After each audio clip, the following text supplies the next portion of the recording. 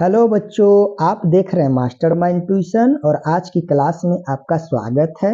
बच्चों, यह है किसलय भाग 1 जो कक्षा 6 में पढ़ाई जाने वाली हिंदी की पाठ्य पुस्तक है। और आज की क्लास में हम इस पुस्तक का पाठ 3 को पढ़ने और समझने वाले हैं, जो एक कविता है बच्चों, और काफी अच्छा कविता है जिससे हमें काफी अच्छा सीख मिलता है। तो क्लास को पूरा देखिएगा और क्लास पसंद आए तो क्लास को लाइक कर दीजिएगा। और अभी तक आप चैनल से नहीं जुड़े हैं तो चैनल को सब्सक्राइब कर हमसे जुड़ जाइएगा, क्योंकि हम आपके पढ़ाई लिखाई से संबंधित वीडियोज बनाते रहते हैं। तो चलिए बच्चों, आज की क्लास शुरू करते हैं और पहुंचते हैं अपने कविता की ओर।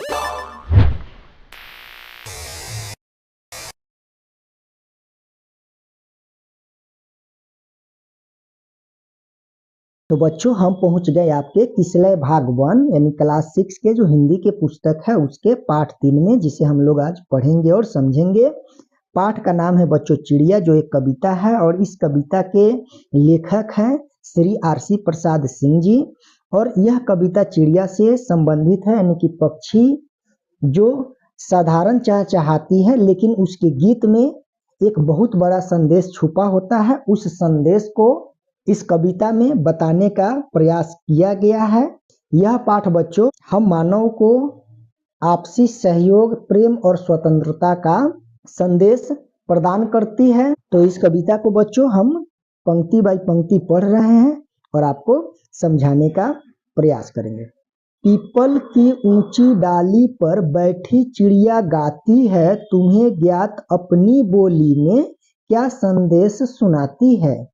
चिड़िया बैठी प्रेम प्रीति की रीति हमें सिखलाती है, वह जग के बंदी मानव को मुक्ति मंत्र बतलाती। इस कविता की बच्चों हर एक पंक्ति काफी सुंदर तरीके से सजाया गया है। कविता की शुरुआत में बच्चों कवि ने पाठकों से एक प्रश्न किया है कि पीपल की ऊंची डाली पर बैठी चिड़िया गाती है, तुम्हें ज्ञात अपनी बोली में क्या संदेश सुनाती है। कि चिड़िया जो गाती है, क्या उस गीत को आप समझ पाते हैं? वे अपने गीत के माध्यम से क्या संदेश देने का प्रयास करती है? क्या उस संदेश को आप समझ पाते हैं कि नहीं समझ पाते हैं? और पक्षियों के गीत में क्या संदेश छुपा होता है, उस चीज को आगे के पंक्तियों में कवि ने बताने का प्रयास किए हैं। कि चिड़िया बैठी प्रेम प्रीति की रीति हमें सिखलाती है, वह जग के बंदी मानव को मुक्ति मंत्र बताती है।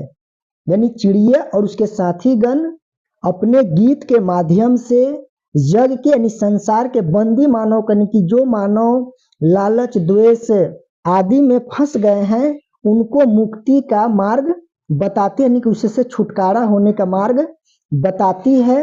चिड़िया अपने गीत में यह संदेश देने का प्रयास करती है कि मानव जीवन में प्रेम और शांति का मार्ग ही श्रेष्ठ है।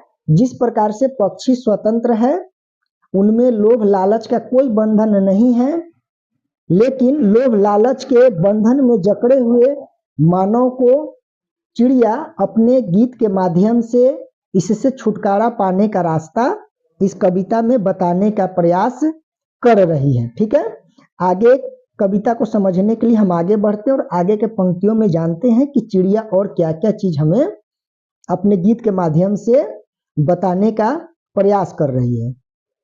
वन में जितने पक्षी हैं, खंगन, कपोत, चातक, कोकिल, काग, हंस, सुक आदि वास करते सब आपस में हिल मिल, सब मिलजुल कर रहते हैं, सब मिलजुल कर खाते हैं, आसमान ही उनका घर है, जहां चाहते जाते हैं।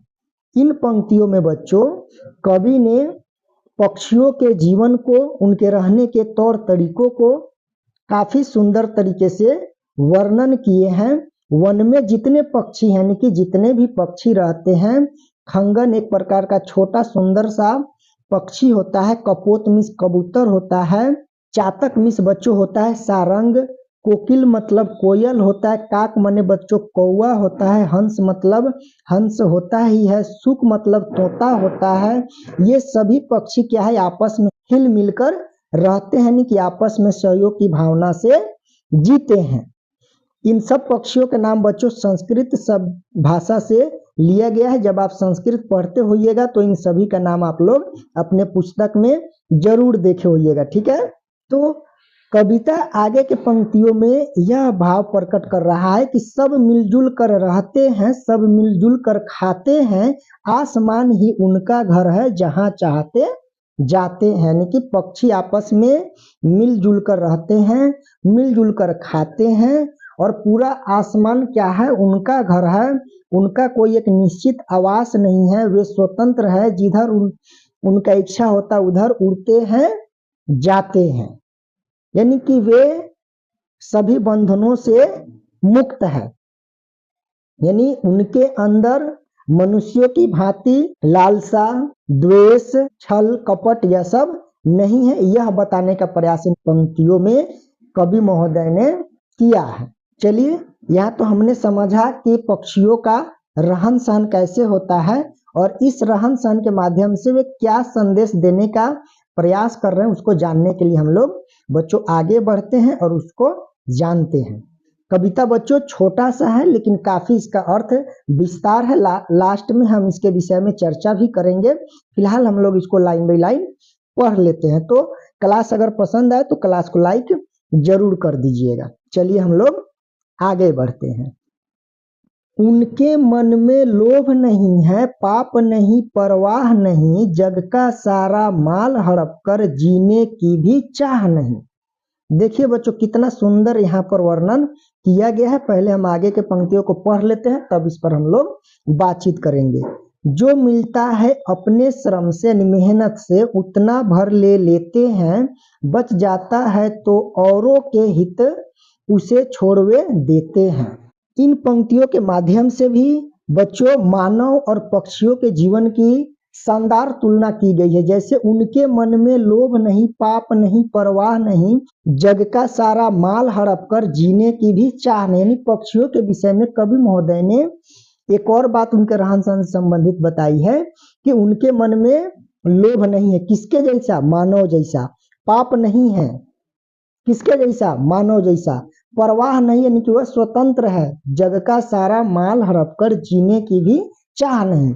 यानी मानव में एक सबसे बड़ा दुर्गुण वह होता है कि जिससे वह चाहता है कि पूरा संसार का जो है सो कि संपत्ति, सामान, यह सब क्या हो जाए, हम खुद अकेले हड़प ले। और वह चीज हड़पने का क्या होता है, ईर्ष्या जो है पक्षियों में नहीं होता है। जो मिलता है अपने श्रम से, यानी कि अपने मेहनत से दिन भर वे दाना खोजते हैं और जितना से उनका पेट भर जाए उतना ही वे ग्रहण करते हैं, और जो बच जाता है वे औरों के हित में, यानी दूसरे पक्षियों के लिए या दूसरे प्राणियों के लिए उसे छोड़ देते हैं। यह गुण किसमें है, पक्षियों में है, लेकिन मानव में यह गुण का क्या है, अभाव है। इसी को दर्शाने का प्रयास इन पंक्तियों में बच्चों कवि महोदय द्वारा किया गया है। और यही संदेश चिड़िया जो है अपने बोली में, अपने भाषा में गाकर मानव को देने का, सीख देने का, संदेश देने का प्रयास करती है, जिसको कवि महोदय ने शब्दों के माध्यम से, वाक्यों के माध्यम से, कविता के माध्यम से हमें समझाने का प्रयास किया है। तो आगे की पंक्तियों को समझने के लिए बच्चों हम आगे बढ़ते हैं और उन पंक्तियों को समझते हैं। सीमाहीन गगन में उड़ते निर्भय विचरण करते हैं, नहीं कमाई से औरों की अपना घर वे भरते हैं। वे कहते हैं मानव सीखो तुम हमसे जीना जग में, हम स्वच्छंद और क्यों तुमने डाली है बेड़ी पग में। इन पंक्तियों के माध्यम से बच्चों कवि महोदय ने पक्षियों के रहन सहन की तुलना करने के बाद उन पक्षियों के रहन सहन से मानव को क्या सीखना चाहिए, क्या संदेश ग्रहण करना चाहिए, उसको बताने का प्रयास किए हैं। सीमाहीन गगन में उड़ते निर्भय विचरण करते हैं, यानी कि सीमाहीन, यानी कि आसमान का कोई भी ओर छोर नहीं है, यानी कि स्वतंत्र रूप से वे उड़ते हैं। नहीं कमाई से औरों की अपना घर वे भरते हैं, यानी कि उनमें लालच, लिप्सा, दूसरे की संपत्ति हड़पने की या दूसरे का दाना हड़पने की भावना नहीं होती है। वे अपनी कमाई से अपना जीवन निर्वहन करते हैं।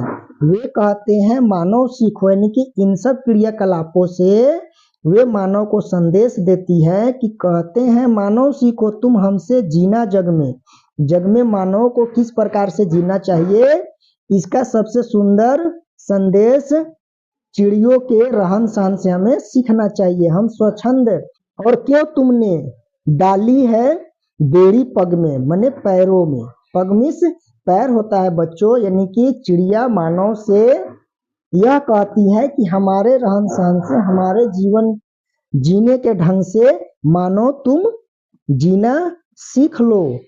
हम तो स्वतंत्र रूप से बिना लालच लिप्सा बिना ईर्ष्या के प्यार भाव से मिलजुल कर आपस में रहते हैं, लेकिन तुम क्यों डाले हो अपने पैर में बेड़िया, तुम इस संसार के बंधनों में लालच ईर्ष्या इन सब में क्यों बंधे हो। यह सवाल चिड़िया जो है मानव जाति से कर रही है। आगे क्या कह रही इसको जानने के लिए हम लोग आगे बढ़ते हैं बच्चों और जानते हैं। बस ये कविता की अंतिम पंक्तियां हैं बच्चों। पीपल की डाली पर चिड़िया यही सुनाने आती है, बैठ घड़ी भर हमें चकित कर गाकर फिर उड़ जाती है। देखिए कितना सुंदर पंक्तियों से कवि ने कविता को समाप्त किए हैं कि पीपल की डाली पर चिड़िया यही सुनाने आती है, यानी कि जिन जिन संदेशों के बारे में कवि ने पंक्तियों के माध्यम से कविता को सजाए हैं, उन सब सीखों के विषय में अंतिम पंक्तियों में उन्होंने कहा कि पीपल की डाली पर चिड़िया यही सुनाने आती है, बैठ घड़ी भर हमें चकित कर गाकर फिर उड़ जाते हैं। चिड़िया का बसेरा तो एक जगह नहीं है, हमने इस कविता में ही जाना।